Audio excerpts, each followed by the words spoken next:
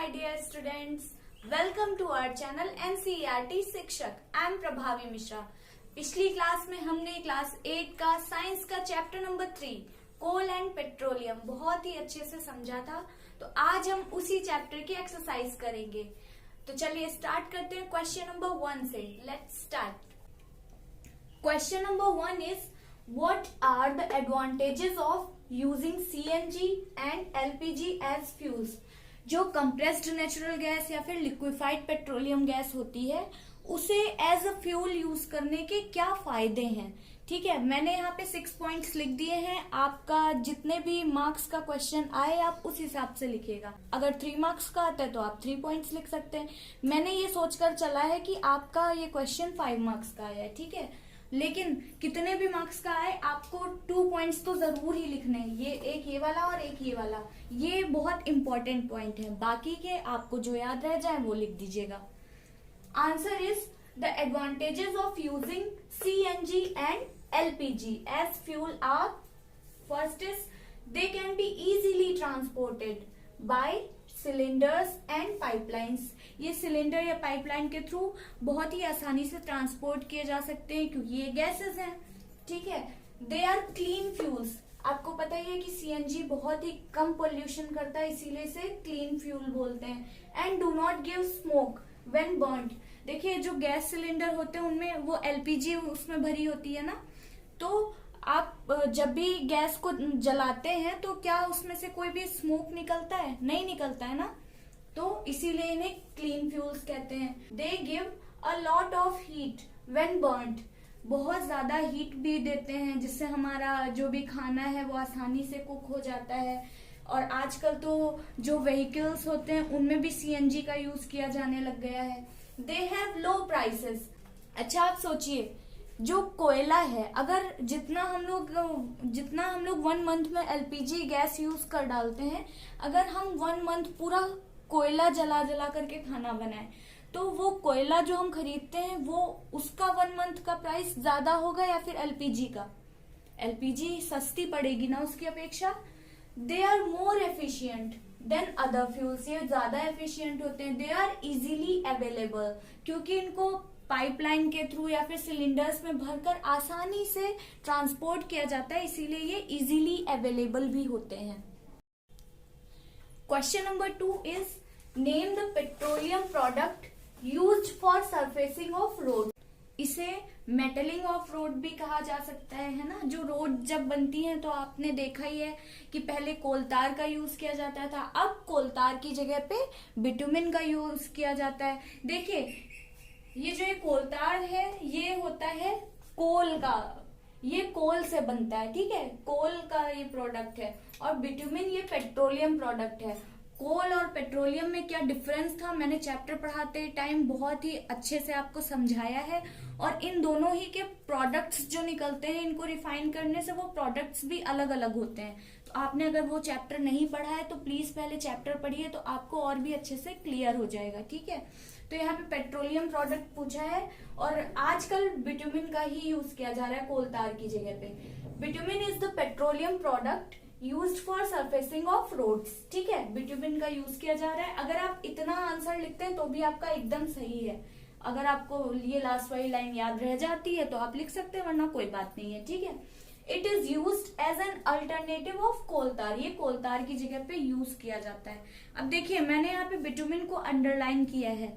आप भी अपनी ऐसी हैबिट डालिए कि जो भी आंसर जब भी लॉन्ग आंसर आप लिखते हैं या कुछ भी इस तरीके से जो सब ऑब्जेक्टिव नहीं होता है, जब आप सब्जेक्टिव आंसर लिखते हैं तो जो इम्पोर्टेंट चीज होती है उसे अंडरलाइन कर दिया करिए, जो सबसे ज्यादा इम्पोर्टेंट है।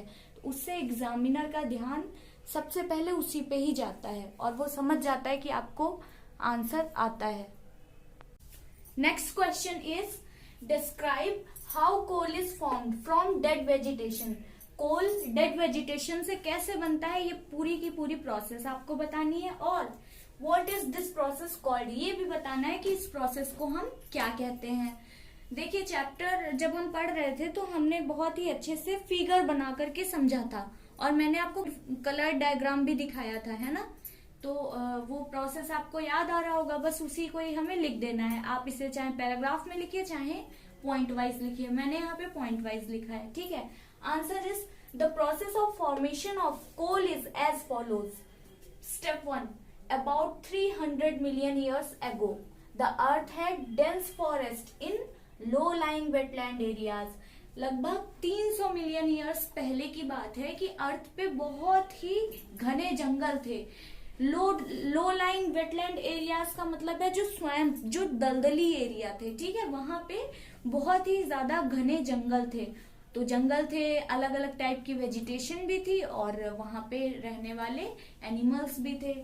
फिर क्या होता है, due to natural processes like flooding these forest got buried under the soil.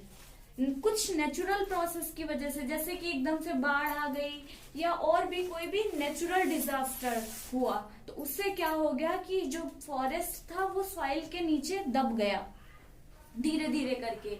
और जब फॉरेस्ट दब गया तो उसमें जितने भी वो वेजिटेशन थे वो भी दब गए, और वहां पे जो जीव जंतु थे वो भी मरते थे, वो भी उसी सॉइल में जाकर के दब जाते थे ना। और उससे पहले भी जो भी पेड़ गिरते थे वो भी सॉइल में दबते थे। और फिर अचानक से जब नेचुरल डिजास्टर आ गई, जैसे बाढ़ बताया गया है यहाँ पे, तो उसमें भी पूरा का पूरा फॉरेस्ट सॉइल के अंदर दब गया। भाई पानी आया, वो अपने साथ में मिट्टी भी बहा करके लाया, मिट्टी की ऊपर से एक लेयर बन गई और पानी की वजह से वो मिट्टी बहुत कड़ी हो गई। धीरे धीरे और मिट्टी आती गई और मिट्टी आती गई, है ना। As more soil was deposited, और ज्यादा सॉइल जब उस पे चढ़ती चली गई और वो और भी ज्यादा हार्ड होती चली गई। दे वर कंप्रेस्ड, वो बहुत अंदर दब गए, है ना। जो फॉरेस्ट था वो बहुत ही ज्यादा अंदर दब गया, लेयर पे लेयर चढ़ती चली गई और फॉरेस्ट और उसमें जितने भी वो डेड एनिमल्स, डेड वेजिटेशन थे वो सब अंदर दब गए। Under high pressure and high temperature dead plants got slowly converted into coal. अब जब जमीन की कई सारी परतों के नीचे, तो वहां पे प्रेशर बहुत ही ज्यादा होगा और प्रेशर के साथ साथ टेम्परेचर भी बहुत ज्यादा था। तो हाई प्रेशर और हाई टेम्परेचर में वो जो डेड प्लांट्स थे वो बहुत ही स्लोली कोल में कन्वर्ट हो गए। वो बहुत हार्ड हो गए, रॉक की तरह, और ब्लैक कलर के हो गए, ठीक है। This process is very slow, ये प्रोसेस बहुत ही ज्यादा स्लो था, इसमें कई साल लग गए and take millions of years, ठीक है। अब इस प्रोसेस को क्या कहते हैं, हमें पता है कि जो कोल होता है उसमें सबसे ज्यादा मात्रा किसकी होती है, कार्बन की। इसीलिए इस प्रोसेस को हम कहते हैं, this process is known as carbonisation, ठीक है। इस प्रोसेस को हम कार्बनाइजेशन कहते हैं, कार्बन बनने की प्रक्रिया, कार्बनाइजेशन। कोल एक कार्बन है इसीलिए। Question number 4 is fill in the blanks, ठीक है। ए इज फॉसिल फ्यूल्स आर, हमने बताया ही था कि ऐसे फ्यूल जो कि फॉसिल से बने हो उन्हें हम फॉसिल फ्यूल कहते हैं। और फॉसिल का मतलब क्या होता है, डेड एंड डिकेइंग मैटर, ठीक है। वो चाहे वेजिटेशन हो चाहे लिविंग ऑर्गेनिज्म के मरकर उनके डिकम्पोज होने से बने हुए हो। तो फॉसिल फ्यूल्स आर, अब फॉसिल फ्यूल्स क्या क्या होते हैं हमने पढ़ा है कि कोल होता है ना, कोल वेटलैंड एरियाज में जो डेंस फॉरेस्ट थे उनसे बने हुए हैं कोल। और पेट्रोलियम, पेट्रोलियम जो सी बेड में जो एनिमल्स मर करके दब गए थे उनसे बना होता है, ठीक है। And natural gas, natural gas, हमें पता है कि जो पेट्रोलियम होता है ना उसी के ऊपर की तरफ जो गैस होती है उसके बनने की प्रोसेस में जो गैस निकलती है, क्योंकि ये वहां पे एयर की भी एब्सेंस में बनते हैं, तो ऊपर जो गैस बनती है वो होती है natural gas. B is process of separation of different constituents from petroleum is called. हमें पता है कि जो पेट्रोलियम होता है वो कई सारी चीजों से बना हुआ होता है, तो उस पेट्रोलियम को निकालने के बाद में उसकी रिफाइनिंग की जाती है, ठीक है। और रिफाइनिंग के दौरान ही उससे कई सारे कॉन्स्टिट्यूएंट्स को सेपरेट किया जाता है और हर एक चीज का अपना अलग यूज होता है। जैसे पेट्रोलियम से ही petrol, diesel, kerosene, paraffin wax, lubricating oil, ये सारी चीजें बनती हैं, है ना। तो इस प्रोसेस को क्या कहते हैं, रिफाइनिंग। और मैंने कुछ रिफाइनरीज भी बताई थी, जैसे मथुरा में है ना, ऑयल रिफाइनरी, और हमने क्या बताया था कि जामनगर, गुजरात के जामनगर में सबसे बड़ी रिफाइनरी है, वो इंडिया की लार्जेस्ट रिफाइनरी है, ठीक है। Next is least polluting fuel for vehicle is, vehicle के लिए सबसे कम पोल्यूशन जो फ्यूल क्रिएट करता है वो कौन सा है? सीएनजी, है ना, सीएनजी, कंप्रेस्ड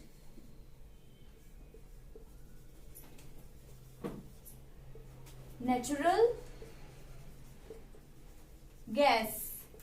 वो जो नेचुरल गैस को निकालते हैं ना, उसी को ही कंप्रेस कर देते हैं बहुत ज्यादा प्रेशर में, तो वो कंप्रेस्ड नेचुरल गैस बन जाती है। और ये बहुत ही कम पोल्यूशन करती है, ये क्योंकि ये जलने पर स्मोक नहीं देती है, इसीलिए। Question number 5 is true false बताना है हमें, ठीक है। ए is fossil fuels can be made in the laboratory. हमने पढ़ा भी था कि फॉसिल फ्यूल्स को लैब में नहीं बना सकते हैं। क्यों?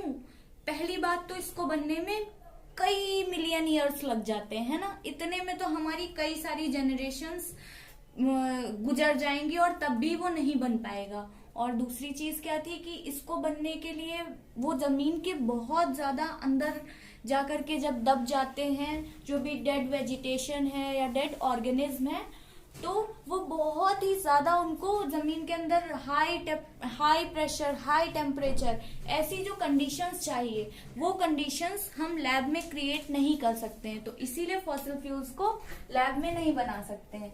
ये फॉल्स हो जाएगा। B, CNG is more polluting fuel than petrol. ये तो बिल्कुल ही गलत है। अभी हमने क्या पढ़ा था कि सीएनजी को क्लीन फ्यूल भी कहते हैं क्योंकि ये ज्यादा स्मोक नहीं क्रिएट करता है, जिससे कम पोल्यूशन होता है।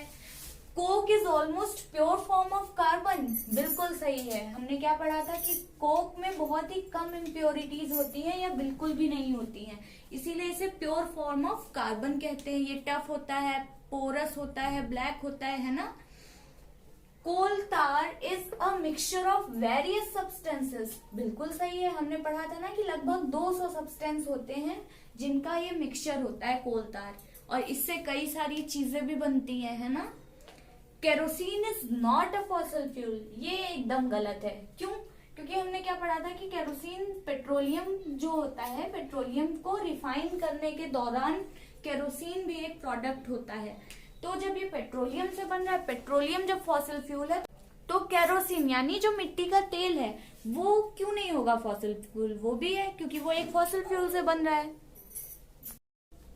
Question number 6 is explain why fossil fuels are exhaustible natural resource. हमने पढ़ा था कि नेचुरल रिसोर्स उनकी नेचर में अवेलेबिलिटी के अकॉर्डिंग 2 टाइप्स के होते हैं, इनएग्जॉस्टिबल और एग्जॉस्टिबल। एग्जॉस्टिबल वो होते हैं जिनका जो अमाउंट है वो लिमिटेड है ना, और जो ह्यूमन एक्टिविटीज के द्वारा एग्जॉस्ट हो सकते हैं। देखिए, अगर हम बहुत ज्यादा इन रिसोर्सेज का यूज करेंगे तो वो एक्स हो जाएंगे, है ना, वो यानी कि हमारे लिए पास्ट हो जाएंगे। तो देखिए, fossil fuels are formed from the dead remains of living organism. ये बात पता ही है। The formation of fossil fuels is very slow process. इनका जो फॉर्मेशन का प्रोसेस होता है वो बहुत ही ज्यादा स्लो होता है। It takes millions of years. इतने ज्यादा साल लग जाते हैं, तो इनके बनने में इतना ज्यादा टाइम लग जाता है, और हम लोग यूज कितना ज्यादा कर रहे हैं इसका।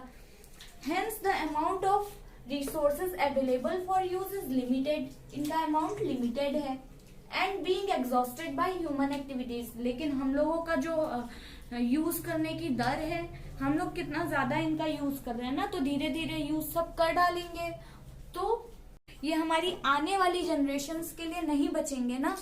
तो इसीलिए, क्योंकि इनका जो अमाउंट है वो लिमिटेड है और बनने की प्रोसेस बहुत ज्यादा स्लो है, और ये ह्यूमन एक्टिविटीज के द्वारा खत्म हो सकते हैं, इसीलिए हम इनको एग्जॉस्टिबल नेचुरल रिसोर्स कहते हैं। Thus fossil fuels are exhaustible natural resource.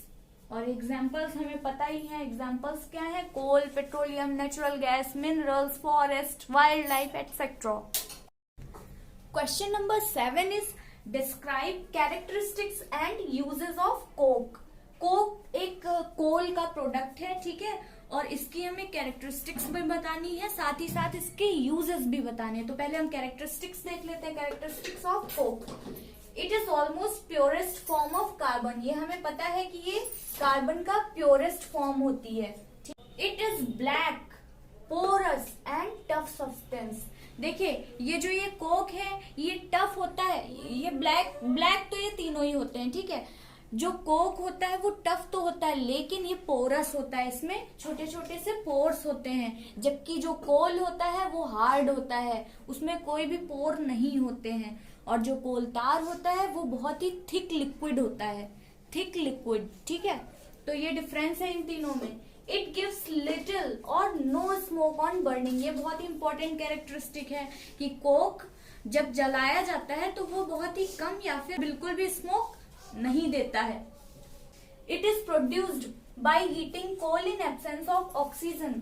मैंने आपको बताया था कि जैसे कि ये कोल है, ठीक है, इसको जब ऑक्सीजन की एब्सेंस में, यानी ऑक्सीजन यहाँ पे नहीं है, जब ऑक्सीजन की एब्सेंस में हीट करेंगे तो वो क्या बनाएगा, वो कोक बनाता है। और यहाँ पे एक गैस निकलेगी, वो होती है कोल गैस। ये जो गैस निकल रही है ये कोल गैस है, और कोल से यहाँ पे ये कोक बनाया जा रहा है, लेकिन इसके साथ ही अपने आप कोलतार भी बन जाता है। और कोलतार लगभग 200 प्रोडक्ट्स होते हैं जिनका मिश्रण होता है। आइए अब हम इसके यूजेस देख लेते हैं। It is used in the extraction of different metals. कई सारे मेटल्स के एक्सट्रैक्शन में कोक का यूज किया जाता है। It is used in manufacturing of steel. Steel को भी बनाने में कोक का यूज किया जाता है। It is used as fuel. Fuel तो कोक है ही है। Question number 8 is explain the process of formation of petroleum. हमें पेट्रोलियम के फॉर्मेशन के प्रोसेस को एक्सप्लेन करना है।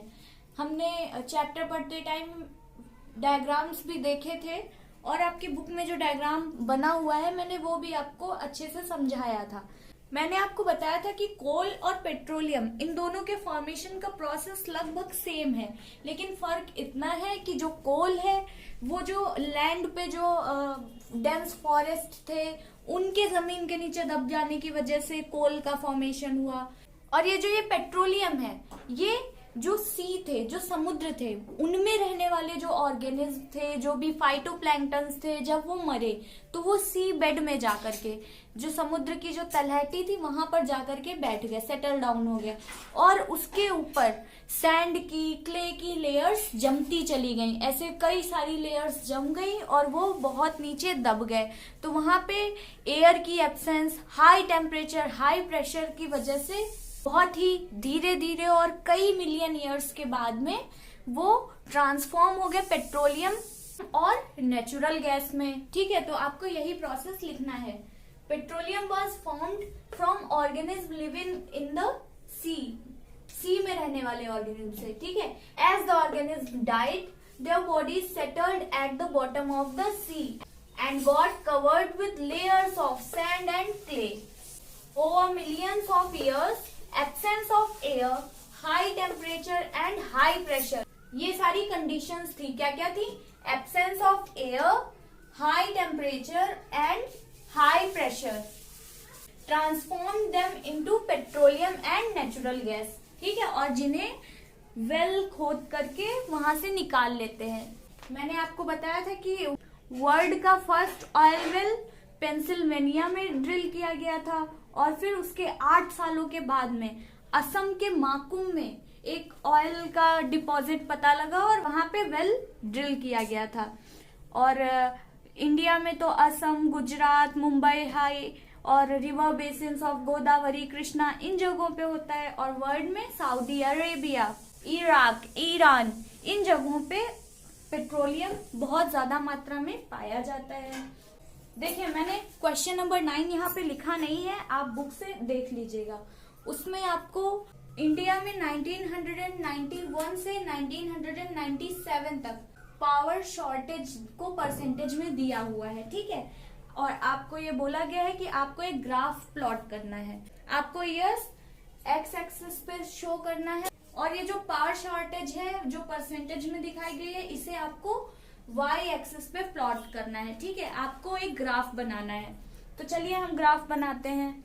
देखिए मेरे बोर्ड में जगह नहीं है इसलिए मैंने यहाँ पे 4 से दिखाया है, लेकिन ग्राफ कभी भी बीच से नहीं प्लॉट किया जाता है। आपको पूरा y एक्सिस 1 से ही स्टार्ट करना है, ठीक है। 1 2 3 4 5 6 ऐसे करके आपको 12 तक बनाने हैं, ठीक है। मैंने ऐसे फ्री हैंड बनाया है, लेकिन आप प्रॉपर स्केल की हेल्प से बनाइएगा और यहाँ पे डिस्टेंस प्रॉपर लीजिएगा। जैसे स्केल में दिया रहता है ना 1 सेंटीमीटर, उसी तरीके से। और मैंने ये जो छोटी लाइंस बनाई है ये 5 के लिए, 0.5 के लिए, ठीक है। मतलब हर 1 सेंटीमीटर के बीच में 0.5 वाला गैप मैंने दिखाया है। अब देखिए आपको क्या दिखाया है, 1991 में 7.9% पावर शॉर्टेज थी। तो ये देखिए ये 7 है, ये मैंने 0.5 के लिए दिखाया है। आप चाहें तो पूरी 10 लाइंस यहाँ पे खींच सकते हैं बीच में सेम डिस्टेंस की, लेकिन मैंने मान लिया कि ये है 7.9, ठीक है। ये 7.9 मैंने मान लिया है। अब 1992 में 7.8, तो इसको इससे थोड़ा सा नीचे रहेगा, आप स्केल से करिएगा। ये मैंने 7.8 माना है। 1993 में 8.3 मैंने यहाँ मान लिया है। आप जब पूरे 10 कॉलम्स खींचेंगे ना, जब आप 10 लाइंस प्रॉपर ड्रॉ करेंगे तो आपको और भी अच्छे से आपका ग्राफ बनेगा। 1994 में कितना बताया, 7.4, तो यहाँ से 7.4 कहाँ पे आएगा, लगभग ये 5 है तो यहाँ पे ये यहाँ पे लगभग आएगा 7.4। 1995 में 7.1 लगभग यहाँ पे आएगा। और 96 में 9.2, यहाँ पे पावर शॉर्टेज बहुत ज्यादा थी, 9.2%। और 97 में 11.5, सीधा आपका ग्राफ यहाँ तक चला जाएगा, ठीक है। अब आप इन लाइंस को मिला लीजिए। मैं फ्री हैंड कर रही हूँ इसलिए मेरा गड़बड़ हो रहा है, लेकिन आपको फ्री हैंड नहीं करना है, आप स्केल की हेल्प से ही कीजिएगा। कुछ इस तरीके का आपको ग्राफ नजर आएगा, है ना। और आप चाहें तो यहाँ पे आप परसेंटेज लिख भी सकते हैं। यहाँ पे 7.9 आप लिख दीजिए, ये है 7.8। आप यहाँ पे वैल्यूज लिख दीजिएगा अगर आप लिखना चाहते हैं, आपके पास टाइम हो तो एग्जाम में।